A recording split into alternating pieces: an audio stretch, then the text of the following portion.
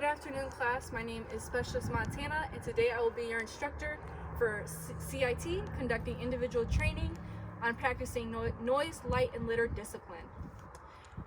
So before we go over our task, condition, and standard, I will let you know that our training today is in accordance with TC 3-21.75. We will be using task number 071-Charlie Oscar Mike-0815.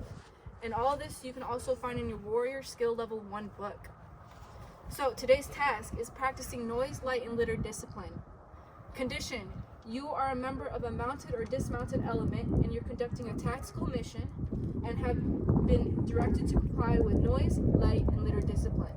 Enemy is in your area. The standard: prevent enemy from locating your element by exercising noise, light, and litter discipline at all times.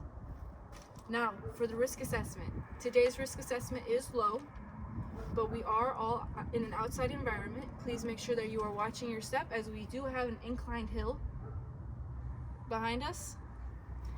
Also, please make sure that you are hydrating. We do have our canteen and our Camelback here if anybody does need any water. And if there is any emergencies, please let me know and we will make sure to take care of those emergencies.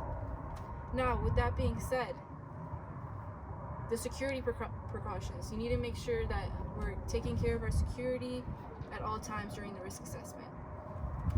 We will now begin the training. So before I begin to give the training, I want to let you guys know that I will be training you verbally, then I will be demonstrating the tasks, then I will be giving you practice time, and then I will assess you on the evaluation. I will evaluate you on the 3 tasks to standard.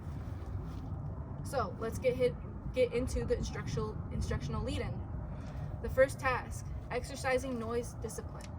Why is this important? It's important because when you're practicing noise discipline, you need to avoid all unnecessary vehicle, equipment, and foot movement, because you never know when the enemy is around. How can you do this? Securing equipment such as sling, canteen cups, anything like that from making noise. Also, avoid unnecessary talking. Make sure that you're turning down your radio so that way you can only hear that. And to avoid unnecessary talking, you can use visual communication such as hand signals. The next step is exercising light discipline. Exercising light discipline is important because you need to conceal any light the enemy will see, such as bright lights from vehicles or any flashlights that you have. The next step is no smoking in light discipline. Why? Because when you're smoking and you're lighting that cigarette, the enemy can see that lighting and they can smell the unnatural smell of the smoke. You always want to conceal any bright lights underneath a poncho or any type of clothing that you have on. And you can also cover vehicles with camo nets to make sure that you can't detect the reflection off of those lights. The last step is litter discipline. Litter discipline is important because the enemy can trace you with any litter that you have left behind. You need to designate a trash point.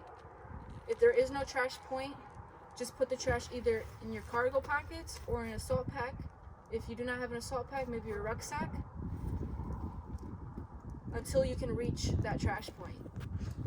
Now that we have covered all 3 tasks verbally, I will now demonstrate each task that we will be doing and give you practice, and then I will assess you on those to standard. So we will go ahead and begin with the first demonstration, which is noise discipline. We will start out with our weapon sling. I already did this one just like this because this is how it's going to be in your weapon. So I'm going to have to take my gloves off for this. Alright, when you're taping your sling, it's important because this excess is going to be hitting against your equipment, making a lot of noise. Also the metal part as well. So to do that, to stop that from making noise, you're going to make 2 folds like so. Hold it down. Grab your tape.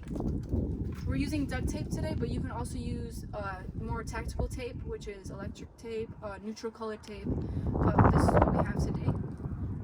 So what you want to do is you want to put it over that, You want to get most of the middle part too.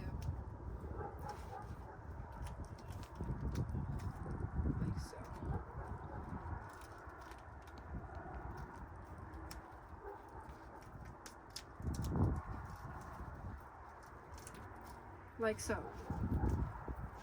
So this will keep it from hitting on your equipment and making noise. So that's the first task that we will be practicing and being graded on. Now sometimes you do want to secure it with more tape if it's, because you know it gets wet sometimes and it might come undone. So if you want to secure it with extra tape, you can do so. But that's the first task that we will be doing. The second task for noise discipline is hand signals. Hand signals are essential during noise discipline because it keeps soldiers from doing unnecessary talking during tactical movement. So there's 3 hand signals that I will be showing you. The first one is halt. This is halt. You will have your arm in a 90-degree angle, fingers extended and joined. This is halt. This is to let the tactical movement stop during any type of situation. The next one is head count. Head count is very important because it gives you the amount of soldiers that are in your squad that you need to account for. So this is the example of head count. You want to make sure that your hands are extended and joined. And also you want to make sure that you're doing the hand signals with the hand that you're not using your weapon with. So I'm right-handed, so I would be using it with my left hand, because you never want to take your hand off of your weapon just in case the enemy attacks. The third hand signal is the most important. It's danger area. Danger area. Very simple. Those are the 3 hand signals that I will also be testing you on. So now that I have demonstrated noise discipline, we will go on to light discipline. Light discipline is important because you never want the enemy to see where you are. So with light discipline, we have our headlamp that we will be using. We have a white light. Now with the white light, if you do not have a red light, all you will do is use any type of poncho or any type of clothing that you have. Say you don't have a poncho, you will put it underneath and it will dim the light, as you can see. So that way the enemy cannot find you. That's the first task for light discipline. The next task for light discipline is very simple. You would just be using your red light. So with the red light, the enemy is less likely to see it because it's more of a less bright light. So that's the light we use in tactical area. So that is for light discipline, and that's what I will be letting you practice and be tested on. The last step is litter discipline. This one is very self-explanatory. The importance of this is not leaving any trash behind so that the enemy can trace you. So when you're doing litter discipline, you want to make sure you have a trash point designated, that your unit makes a trash point designated. All you need is, sometimes they'll put it in the back of a vehicle, but right now we're going to just use a trash bag. So we have our trash bag, as so, and then you're just going to grab any trash that you have and put it in the trash point. That's for litter discipline.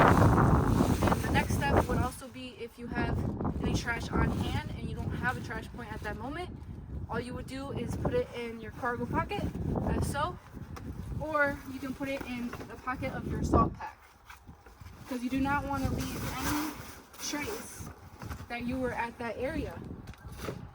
So now that we have gone over all 3, noise, light, and litter discipline, I will now give you 10 to 15 minutes to practice. While you are practicing, I will walk around and give you any critical information or any corrections that you are doing wrong.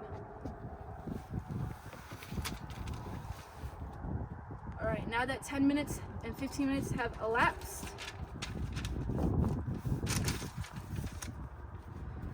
I will will now be assessing each individual using the 5164-Romeo. So with this assessment, you will be using the scenario, you are in a tactical dismounted formation, and you will apply all of these 3 tactical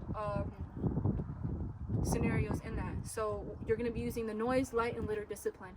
For noise, you're going to be taping your sling as so, and you're going to be doing those hand signals that I taught you in the formation.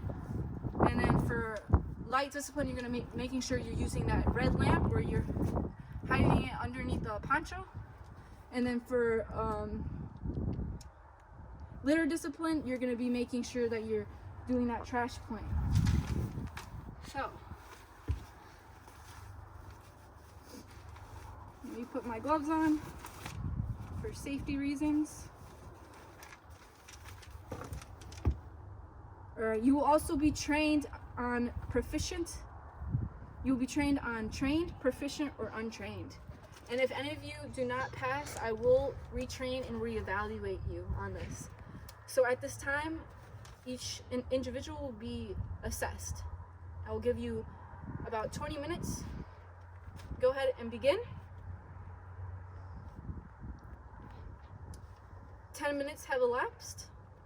Now that we have completed the assessment and I have evaluated all of you and you all have passed as proficient, I will now give the assessment report to my leadership. After I've given the assessment to my leadership, we will now close out the training area. We will account for all the equipment that we used. And we will now conduct our AAR. What was supposed to happen? What happened? Sustainments, improvements, and recommendations. As we review our risk assessment, it continued to stay low as we are all not hurt. We were aware of our surroundings. We hydrated. Even though it is cold, you always need to hydrate. It doesn't matter because you can still be dehydrated. And we also took security precautions. We will now conduct our final inspection, making sure that we have everything put together. There's no trash left. We don't want to make sure there's any trash left to where we were. And we will now close out the training site. Now with that being said, thank you again. My name is Specialist Montana, and I hope you learned something about noise, light, and litter discipline. Thank you.